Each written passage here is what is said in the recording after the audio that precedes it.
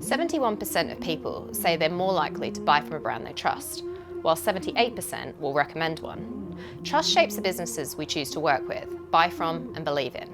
But in today's world, it's harder to earn that trust and easier to lose. So today we answer the big question: what does it take to build trust?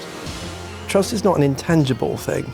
It's something that you can actually measure. It takes 30 years to build trust in an organisation, in a brand, and 5 minutes to lose it. If companies want to build trust, I think they need to understand that change that is coming at them rapidly and recognise that they need to do a set of different things. In a world where there is so much misinformation, there will still be a cohort of institutions and society that really want that stability. Hello and welcome to the Green Room by Deloitte. I'm Steph Dobbs and I'm joined today by my co-host Annie Wong. Thank you for joining us for the start of a brand new season. We're back with more big questions, high-profile guests and thought-provoking conversations covering the biggest issues in business right now. And today's topic influences everything. Trust helps shape decisions, drives loyalty and defines reputation. But what do we mean by trust? How do leaders do it best? And what breaks it down? And when trust is damaged, is there a route back? Today, we're answering the big question: what does it take to build trust? Today, we're joined by Ed Williams, International President at Edelman, and Shauna Robinson, Head of Policy and Regulation for Deloitte's Audit and Assurance Practice. Welcome to you both. Thanks very much. So, to kick us off, often when we think about trust, we might think about trust in people and relationships, but what does it mean in the context of business? Shauna, I'll come to you first. Sure, thanks very much. So I think trust is really fundamental to our society. It's the cornerstone of economic prosperity and social well-being. But if we think about trust in business, every one of us individually make decisions about trust every day relating to companies and business generally, whether that's as a consumer, if we think about travel, airlines, or the food we eat. We think about banking, how our money's being kept safe. We think about technology, how technology companies are keeping our personal information. There's a whole raft of companies that we all have to engage with every day as consumers. But then many of us also will have engagement with companies around employment arrangements, our pension investments, the way they're regulated. And trust is absolutely fundamental to those companies doing what we expect as individuals and also in all those other roles. So just to sort of build on that, the first thing I suppose I would say is that trust is not an intangible thing. It's something that you can actually measure. And we've been doing that at Edelman for about 25 years now. We've got a pretty large data set, many thousands, tens of thousands, hundreds of thousands of people answering a very simple question, which is, do you trust, insert business, could insert government, could insert media or civil society, do you trust them to do the right thing? And the way we look at that is a 9-point scale, with 9 being, we really, really trust them, and 1 being absolutely not. That the accumulation of the answering that question over time and looking at it on an annual basis, we can see how trust moves around. But even within trust, there are component parts that make up trust itself. So if you think about business, I think there are 4 kind of key components that will then allow you to arrive at a kind of sense of trust, a trust score for an organisation. So the first thing would be their ability. So think about it in this way: they're actually good at what they do in terms of their kind of promise. Secondly, are they dependable? So are they reliable at delivering their business service day in, day out, regardless of the day of the week, month of the year, whether in crisis or not, right? So ability, dependability. The third is integrity. So are they good for their word? Do they keep their promises? Do they live up to the values that are on their posters, you see in annual reports and so on and so forth? And the fourth thing is purpose. So what impact do they have on society around them? And people are making these kind of judgments all the time around these four different things, and it's laddering up then to a sense in whether you trust or distrust a company. And I would also make a distinction between business and brands. When it comes to brands, you tend to see a slight increase in trust. I'd also make a distinction between where the business is. So you also see a trust advantage if you're thinking about the business that is locally headquartered to where you are. There's a 15-point gap, interestingly, between those two things. So it really, really matters. And if you want the best talent, if you want to make sure that the market understands your equity story, knowing that 9 in 10 people now will see trust as critical as the quality or the price of a product, all these things really matter when it comes to doing business. Definitely. And I think we've seen so much change in the world in the last couple of years. Yeah. And I guess at the same time, trust in leadership and organisations and brands, as you say, Ed, has also changed. So a lot of people are talking about a trust crisis, so to speak. So why is that? Why is there sort of this big focus on trust today, Ed? How long have you got? I mean, look. The next half an hour, but... So we have had a series of crises over the last 25 years that have then evolved into the kind of polycrisis we're in today. So if you think about it, and I'll be really brief, we had a sort of national security crisis in 2001 with 9/11, and then the resulting invasion in Afghanistan and Iraq. We, of course, saw terrorism here on our streets on 7/7. European colleagues saw, of course, in France and in Spain, horrific attacks. That resulted in a sense of fear around how safe are we. So you had a national security crisis. You then had an economic crisis because the structures, the financial structures that we had created in the markets were overly complicated. People literally didn't understand how they worked. And we built a whole series of kind of risks into the system, which ultimately created in this global economic crisis. That then resulted in a sense of anxiety and crisis around money and people's economic well-being. The third big crisis we saw over the last 25 years was, of course, the pandemic, a once-in-a-century crisis, and that was an existential crisis because, I don't know how you all felt at the time, but I remember before the vaccine, if you had any kind of vulnerabilities, I have asthma, for example, you had no idea whether, if you caught it, were you going to be on a ventilator tomorrow. And this has created huge anxiety and a sense of worry in society. So you've got these crises, right? One falling into the other. And at the same time, particularly thinking about the economic crisis, there's a sense that actually the system itself is no longer fit for purpose. That governments are not delivering in the way that the public expect them to do. And I think that crisis we all feel today when it comes to the cost of living crisis, right? A sense that actually the future is not as bright for our kids as maybe it was for me when I was growing up, that social mobility is kind of going in reverse. And that ultimately, and we see this very clearly in our data, that people are starting to feel that there's one rule for kind of elites, the professional classes, and there's another rule for everybody else, and the system isn't fair anymore, and that's creating this crisis. And I would add to that, obviously, technology. So technology is the big story of the last 25 years.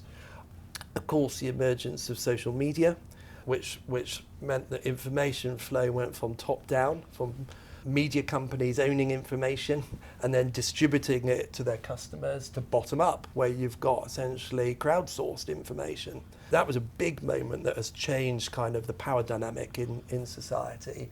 And of course, the one today then is AI. And I'm sure we'll want to talk about that a little bit more. But you've got now, and I see this in the work we do, you've got a lot of fear now around their jobs being replaced. 60% of people would say actually they feel that their job is threatened by technology. And so I think this is creating a distrustful environment where people feel that the system is kind of not working in the way maybe they had expected it was and they've seen in the past. I just want to unpick a couple of those Yeah. things. So when you're talking about kind of increased distrust in the system, I feel like we see that play out depending on like different demographics. For sure. So you look at differences in trust between older and younger generations, or differences in trust between higher income and lower income individuals. What does that mean for businesses when they're thinking about how they engage with those different audiences and kind of managing that trust divide? The income piece is really important. So we've seen now a growing trend over the last 15 years of essentially a bifurcation of trust. So those in the higher income brackets trust institutions, government, business, media, civil society at a much greater extent than those in the lowest income. And it's no surprise, actually, if you go back to 1980, the richest 10%, their wealth was 8 times more than the lowest 10%. It's now more than 50 times. So it's no wonder that people feel that actually there's a rising inequality problem, and that's then provoking questions around whether the institutions are delivering for them. So I think income is quite an important one. You raise generations and different demographies. This is also true. I mean, you have to be very careful not to like broad brush, Generation Z is this, millenniums are that. But I think it's quite interesting when you look at the expectation that Generation Z have on their employer. I mean, they tend to be much more values driven than other generations. They tend to be much more skeptical as well. They want much higher levels of engagement. And so when it comes to trust building, I think actually the prescription, if you like, around trust building with Gen Z is actually one that I think, frankly, could work across an entire organisation, which is high levels of engagement, sticking to your values, really sticking to them. They're not PR things, they're actually things that govern how you operate. And also recognising that you need to lean into empathy in a much bigger way maybe than business has in the past. Business in the past has obviously been focused on the generation of shareholder value. It's moved into, over the last decade or so, recognising that there are other things beyond shareholder value that are important.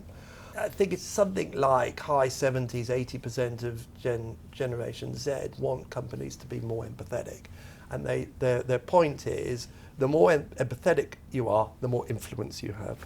So I think this is a kind of, I think it really is quite important when you think about what it means to be a leader these days. And I guess, Shauna, can we maybe have a think about what trust means within your role as well? So what does it mean both to you, I guess from a personal perspective, but how does it inform your day-to-day role as well? How does it interact, play in with the interactions you have with stakeholders more widely? It's a great area to focus on, actually, because a lot of my focus is around trust in capital markets, trust in big financial systems, and what that means for stakeholders. And then obviously the role an auditor plays in that underpins the trust that people have in that system. So we take that really seriously, and we take that role really seriously. I think if you start with the UK as a business destination is one of the most trusted globally.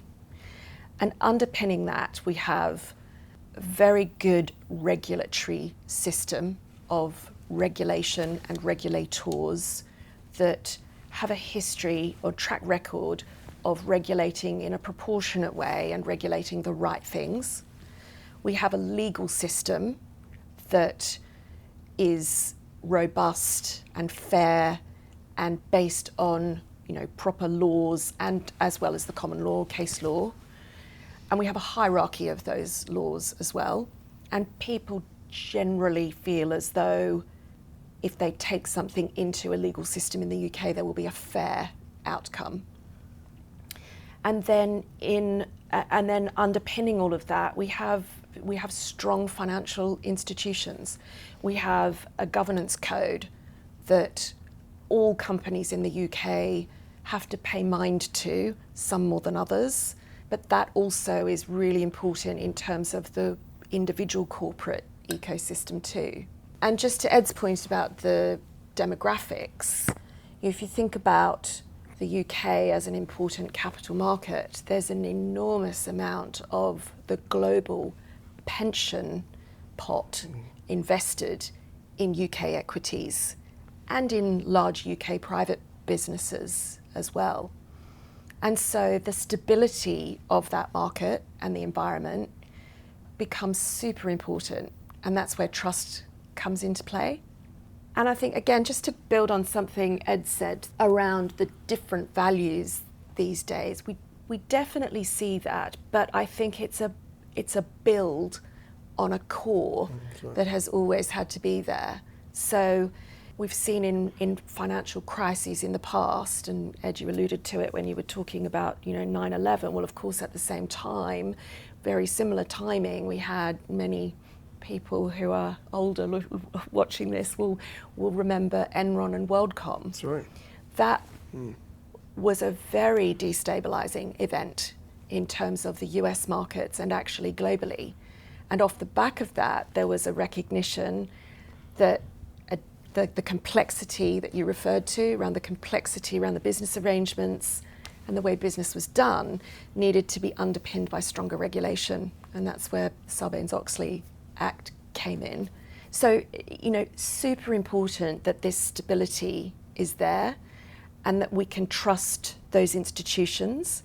And while trust changes over time, I would say it grows on itself rather than in any way fundamentally changing. So you could add to the fundamentals of good corporate governance, good control, honesty in reporting, prudence as a concept built into accounting standards, skepticism as a concept that auditors are bred to live. And then you can build on that with some of today's concepts of trust around the environment, around ethics, and I think underpinned by something that's always been there, which is the need for consistency. So companies that behave in a consistent way and consistently live those values also command trust. I wonder though, I think one of the reasons when you try to understand why we're in a distrustful environment at the moment, we've already talked about the kind of rising levels of inequality. The fact that social mobility is going backwards, that if you come from a working class family and you ascend into the quote unquote middle classes and the professional classes, you still earn less. You earn, I think the Sutton Trust would say it's about £6,000 less a year than young people coming out of middle class families, right? So we've got this sense of inherent unfairness in society that I think then drives this sense of whether the system is working, whether government is doing what it needs to do. I think the other thing that we've not done terribly well is actually a reckoning after these events. So if you think about the financial crisis in Iceland, tiny country, caught up in it in quite a big way. I mean, they commanded a lot of headlines in the FT and the Wall Street Journal during the economic crisis. For such a small country, I think it's got the population of Brighton and Hove, something like that. I think they put inside. I think they prosecuted and put in prison quite a large number of bankers for it, right? So there was a sense in society that there's been a problem. In their case, that there are actions that have resulted in criminal prosecutions and that people have taken responsibility for it and that there's been a sort of resolution, if you like. And when you look at a lot of the polling and the focus group alongside sort of anecdotal conversations you have after the global financial crisis, there was a sense that actually, many people lost their livelihoods, they lost their jobs, they lost their homes, their pensions were absolutely in tatters, their equity positions were bad, and yet actually where was the kind of reckoning, where's the resolution around that, and was there a resolution? And so when I think when you look at things in detail, it's kind of the last 15 years where I think we've started to see just this chipping away at trust in the systems. To take a slightly more positive lens on the trust landscape. Go for it. I'm sorry. I'm sorry. like Dr. Doom here, aren't I? I have been. I have been called that before. That's usually my job as the auditor. It's okay, we can turn that's it just around. it. Because I think, And I'm very an optimistic. By the way, like a really optimistic person. Good. but you're also a realist. But I think we've just got to be exactly. Let's be real Quite. about. Let's wake up to the situation we're in. And I think some listeners might like to hear some examples of businesses that have maybe built trust really well and what we can learn from them, because I think, Shauna, you set out a really clear picture of institutions and systems, particularly in the UK, that have built trust, and therefore you have trust in those systems. But what Yeah. about businesses and what we can learn from them about what they're doing to build trust effectively? Certainly, I can start with the Warren Buffett concept of, it takes 30 years to build trust in an organisation, in a brand, and 5 minutes to lose it. And as one of the trusted people who has built up an enormous investment fund, who wants people to put their money with him, that concept of trust for him is really important, and the way he used it to engender this concept that trusting the institutions you're investing in is really important was a genius, absolute genius. But also a quote that lots of us remember and lots of us say all the time. Looking for a way to make a difference while you shop? Well, with Scope, you can. Scope is one of the national charities Deloitte supports as part of our social impact programme.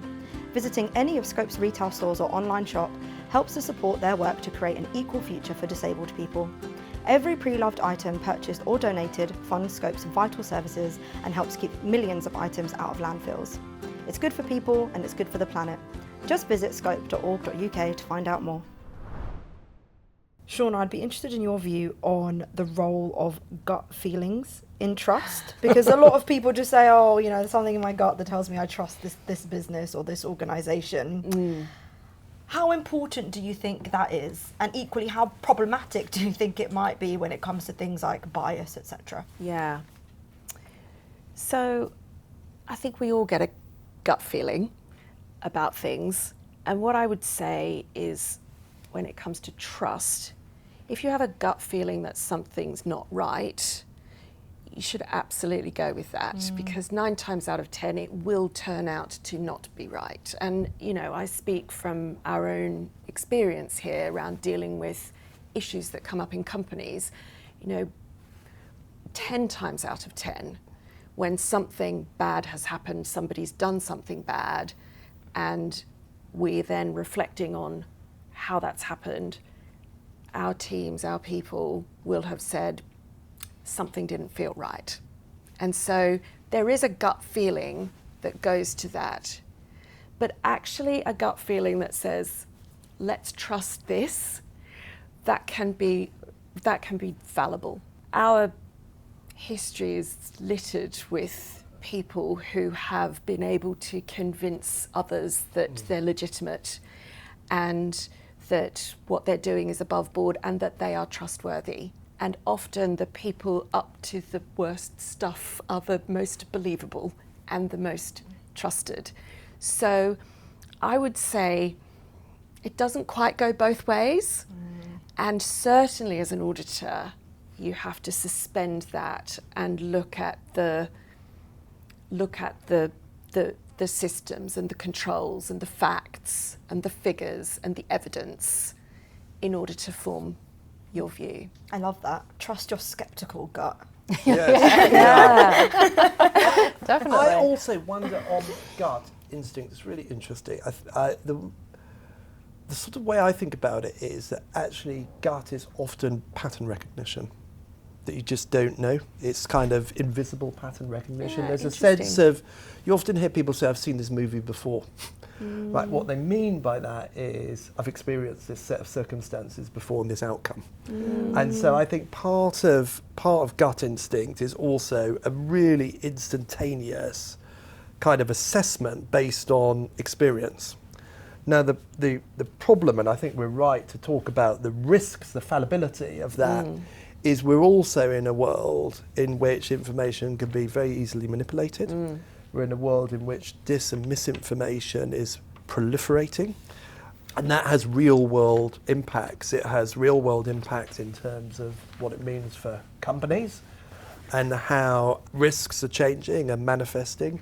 It has real world impacts for governments where information spreads virally online that is demonstrably false but is creating real world impact. So the risk at the moment is that sometimes gut instinct is also, and even the pattern recognition can be also manipulated by generative AI or bad actors, hostile states seeking to, jump on wedge issues or, this kind of thing. And that is for certain a real challenge at the moment, which is why, and I wish I had the answer to it, the integrity of our information system and ensuring that there's good sort of hygiene around information, not just news and current affairs, but of course in the world of markets. Yeah.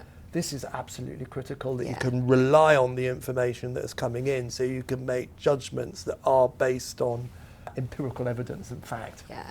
I mean, we're really seeing that come through in the work we're being asked to do. Yeah. And if you think about a traditional audit of a set of financial statements, there's that's a fairly prescribed thing.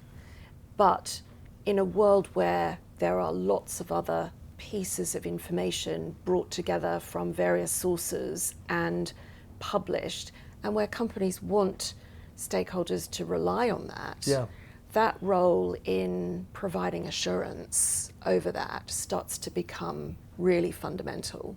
And I think we see in a world where there is so much dis and misinformation, and there are obviously people who will be lured into that, there will still be a cohort of institutions and society that really want that stability and seek that out.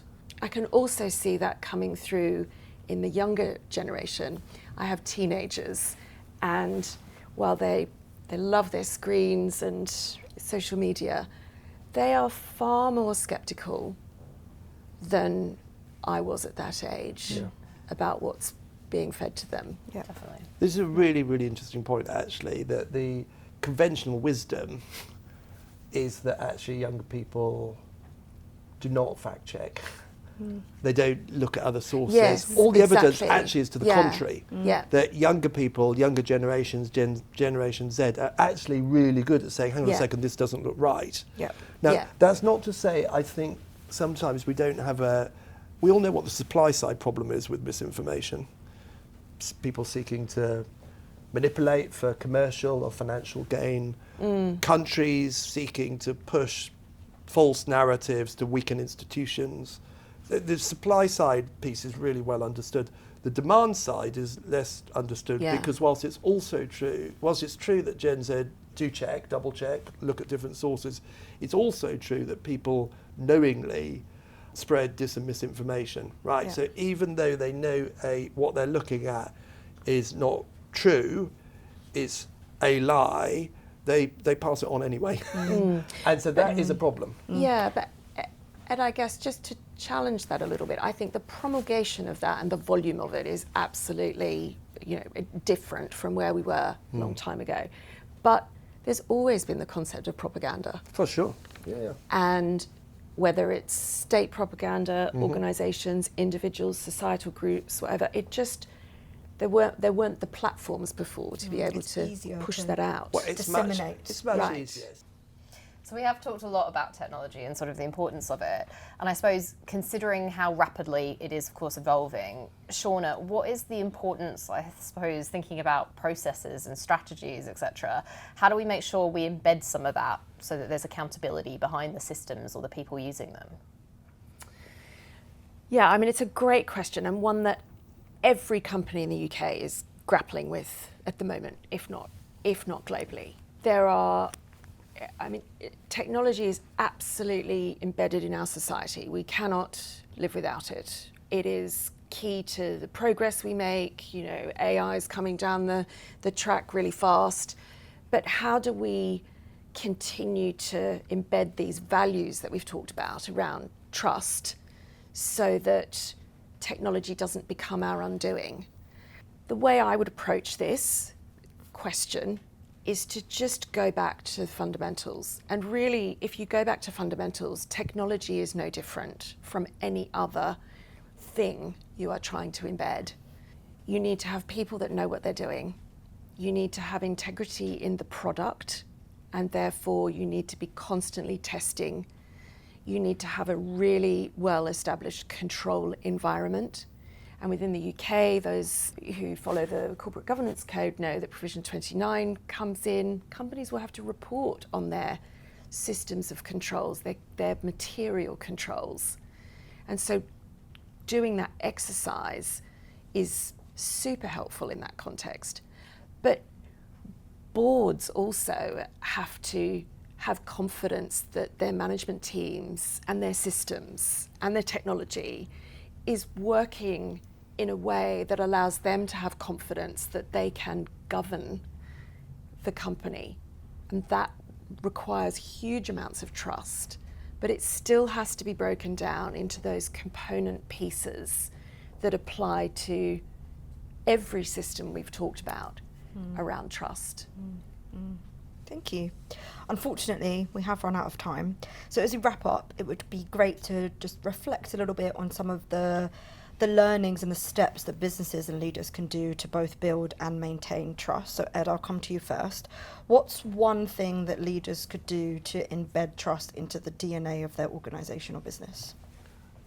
So I'm not going to give you one snappy answer, I'm afraid. But what I would say is I think we just got to be much better at looking around the corner at what's happening. AI is going to be the biggest revolution that any of us have seen. It is the industrialization of intellectual labour. If the Industrial Revolution was the industrialization of manual labour, it is going to be utterly transformational. We know that, and it's exponential, and people tend not to understand how exponential actually works. We understand things sequentially, in a linear way. It is going to have a profound impact on business, and it's going to have a profound impact on professional services. You will already know this, it's true across the professional services world. And so if companies want to build trust, I think they need to understand that change that is coming at them rapidly and recognise that they need to do a set of different things. So how do you reskill the workforce that you have? How do you ensure that actually young people coming into their careers, into the working world, are able to build the experience that they need to build? We need to figure out actually how you come in as a graduate and get to the top of an organisation as a trusted consultant, because the route is going to be different in the future than it was when we started. I think we need to think about how you pay fairly and equitably. I think we have done well in some areas. I think about how important gender pay reporting has been to changing that, but there are other areas of pay disparity and inequality that we need to address. And I think we need to recognise that businesses increasingly will be expected to play quite an important role in society at a time that society is going to profoundly change. And that's business. When it comes to governments, there's going to be fewer people working to get tax from them. There's going to be more people requiring social security net, and you've got to invest massively in retraining and reskilling.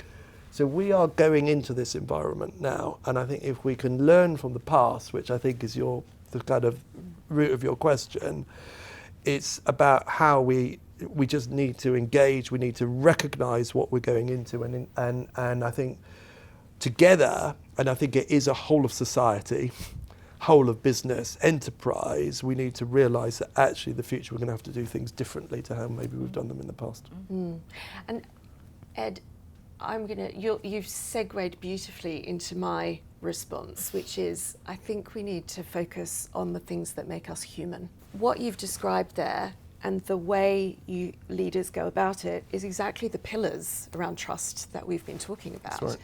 About honesty and integrity but adding to that, I think in a world that is changing so quickly and with AI coming around the corner, it's really, what are the things that make us human and that are valued the most that we now need to really focus on? And how do I build value in that within my organisation, et cetera, et cetera? And there was a really interesting piece that I read recently around that trust and building trust, which was about vulnerability. And Brené Brown very famously has a podcast around, a TED Talk, around vulnerability. And that to me is absolutely key for leaders going from now into the future. You know, there may have been a time where all our messaging was managed, but that's so transparent now. People see through that immediately, and you can tell when something's been managed. I think the authenticity, saying that you don't have all the answers, saying that you've made a mistake, talking about how you're going to fix it, you know, those are the things that make us human, you know, making mistakes and fixing them. And then in all of that piece, there's a way that you build trust, but both for now and for the future. And just one last point, because I think that was really profoundly put. Where's the value of the human interaction? It's in relationships.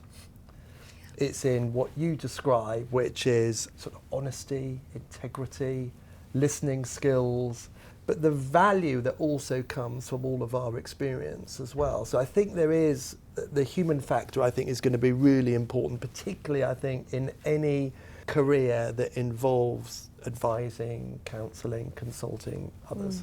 Definitely. So actually that's brought us to the end of the episode. So at the very end of every episode, we decide that it's time to answer the big question. So what does it take to build trust? Shauna, let's go to you first.